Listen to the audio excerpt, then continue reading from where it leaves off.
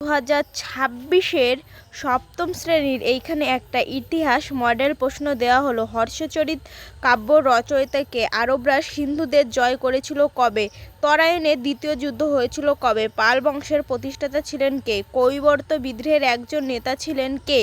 বিক্রমশীল মহাবিহার প্রতিষ্ঠাতা করেছিলেন কে? শশাঙ্কের রাজধানী কোথায় ছিল? মাৎস্যায়ন কথাটি কোন সময় বাংলায় বোঝাতো? সুলতান মাহমুদ কতবার ভারত আক্রমণ করেছিল? অলবিরনির লেখা ভারত বিষয়ক বইটির নাম কি? সেন রাজারা মূলত কোন ধর্মের অনুরাগী ছিল? দুইয়ের জন্য ইম্পর্টেন্ট হলো ত্রিশক্তি সংগ্রাম বলতে কি বোঝো? শশাঙ্ককে কেন বৌদ্ধ বিদ্বেষী বলা হয়?